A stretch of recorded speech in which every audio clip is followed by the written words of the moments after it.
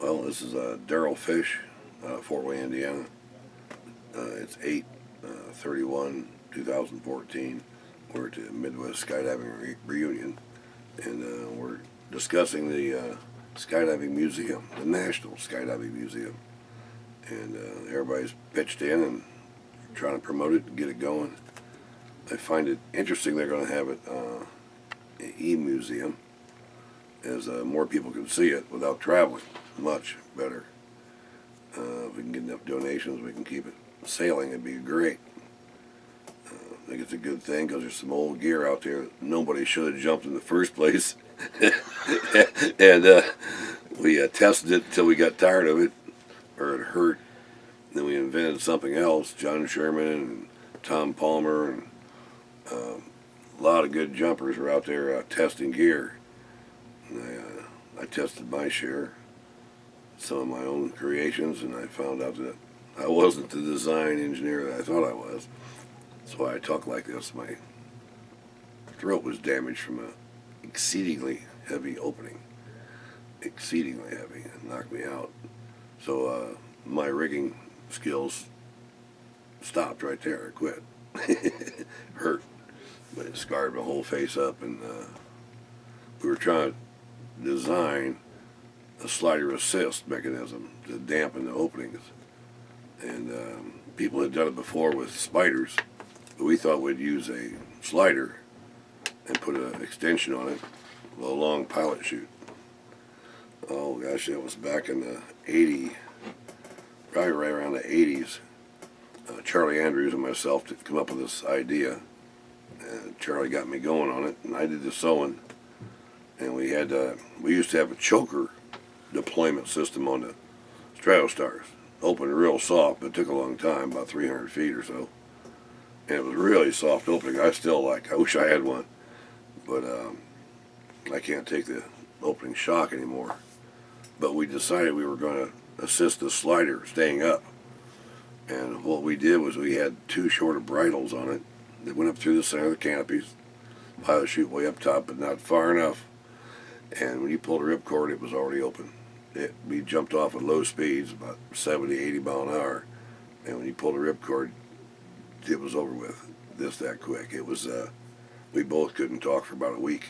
We both had the same scars up our face. It actually almost put us out through the bottom of the harness. Just compressed our bodies that much. So we didn't do that no more. We just gave up trying. It hurt more than we could tolerate. So it'd been a good base rig. Something for base jumping, tower jumping. Been great. But not for skydiving. So that went by the wayside. And we did what other people were doing and used the new rigs. John Sherman's rig, the SST Racer, and the newer Stratostars. And I wish I still had mine. I don't know where it's at anymore. I bought it and sold it to the same guy 3 times. He loved it, but he got broke. I'd buy it back. And I don't know where it's at. I could ask him and see if he still has it, but I doubt it. It's a pretty blue and black Strato. And it treated me well. I got about 400 jumps on it. Pretty close to that. I got 600 or so, probably, round canopies. A lot of paracommanders. I had 2 Playboy bunnies on the side of my stabilizers on my PC, and it was destroyed, unfortunately.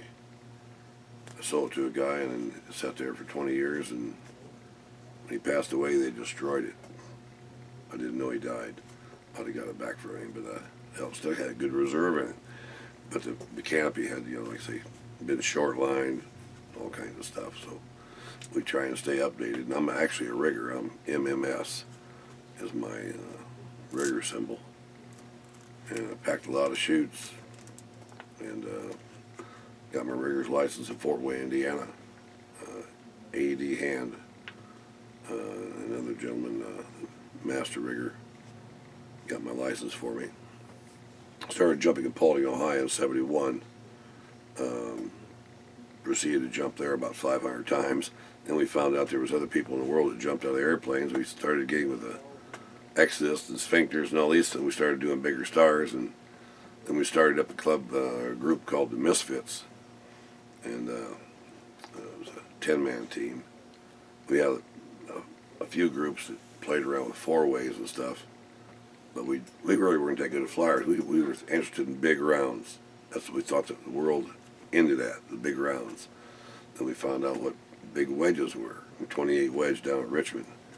That was a interesting place to jump there. First time I saw a sky van, I thought it was a joke. I thought the Freak Brothers were there. I didn't know airplanes could back up. They reversed the props and backed this airplane in, and I just stood there with my jaw hanging, and we proceeded to enjoy those aircraft all we could. A lot of good jumps, and the high altitude 17,000 foot jumps. Boy, I think could fly.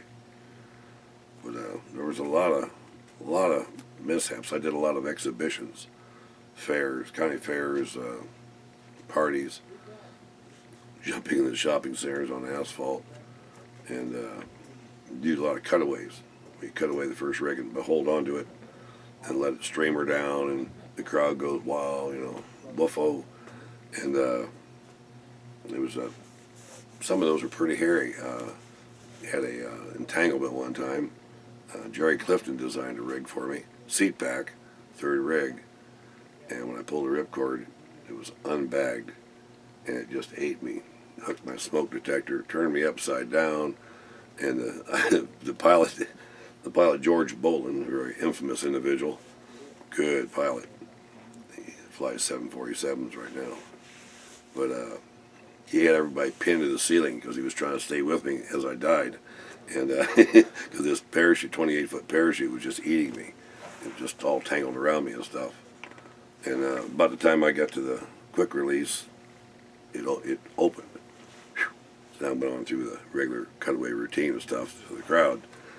But it was the exit that was the interesting part. I jumped off, and I didn't realize it. George gave me 0 G's. So when I got off the plane, he just yoked over, and I felt this on my head. I looked over in the airplane, so he's tapping me on the head with the airplane wing. So that was interesting. He just waving, "How you doing?" Tink tink, and some pretty outstanding flying by George. I mean, it was amazing. But I had a couple of interesting things. I played around collapsing my canopy to drop it and see how it would open, and tested stuff, see the limitations of the Air Commander. A couple times it didn't open again, so I had to do some cutaways. But I didn't ever have a malfunction on it in 600 jumps. But I've caused a few playing around, trying stuff. One time I felt this pop. It was a Green Star rig, one of the most comfortable rigs I've ever worn. Split saddle. I bought the first one they made, and it was an excellent rig. But I heard it, after about 500-600 jumps, I don't know, probably around 500, I felt this pop. What was that? And I reached back here. Oh, one of the stiffeners had broken. No big deal. It's a 3-pin rig. It'll be just fine. Me and Roger Humphrey, who's a very famous skydiver. Roger Humphrey's done a lot for the sport, thousands of jumps, trained more students than anybody I know, and he's down in Tucson, Indiana. Well, anyhow, me and Roger went up for a quick jump. It's let's go 7.5, sure. Somebody else was up there, and I think it was 4 of us. 3 of us went out together. We did a little 3-way. See you later. Pulled a ripcord, and nothing happened. So I hit it with my elbows, hit it, and I hit it, and I hit it. This is getting too late, so it was time to get something else out. And I just reached up and opened the cape wells up and put my thumbs in the rings on the shot and a halves, and it opened. Well, it opened, the jolt pulled my hands down a little bit. I looked over, and this cape well is all the way open, but the rig's still there. So I grabbed the rig, and I didn't know what to do with it because this one now is up over my head. The harness slack moved over. So I took this riser and put it on my foot and held it down. Reached up and got this one and put my arm through it. Then got this one and put it in my hand. And I landed holding onto the parachute with my one arm. That was kind of interesting. And Roger's on the ground. quit screwing around, Fish. Come on down here. I said, I'm working on it. I'm working on it. It was kind of a hairy moment, but it worked out okay. Having good stuff like that happen to you and living through it is just great. But the new gear they have out with the 3-ring circuits and all the safety gear, I think it's just wonderful. The automatic opening devices, I've seen them used. I've seen them almost have trouble with them because people are opening so low. They're automatic openers. That should turn the alarm on that individual. Don't be doing that stuff. Do it by the book. If you can't do it by the book, you need to stop and think for a while and then do it by the book. Because it's just not going to work out for you and other people if you're opening that low. It's not good for the sport. It's not good for you. And you only get so many chances in life. And I've had my 1,000 or so, and probably pretty much done with it. But I just don't think I'm going to jump in anymore. I mean, I kind of have a urge to, but I'm old. You know, I got steel in my leg and screws and stuff, and bad vertebrae, and yeah, if they can make them open softer, I might. The landing I can handle. But they do have some pretty good equipment now. John Sherman and all the people around here today. The museum, this is like being in a walking museum. All these people that did this are around me here today. And it's wonderful to see them again. Jimmy Treffelia and Scotty Reed, all the guys that were innovative enough to get the thing going, as well as design and test rigs for 20, 30, 40 years here. We've done a lot of jumping, some strange gear, piglet canopies and stuff, and trying to go lightweight and go faster.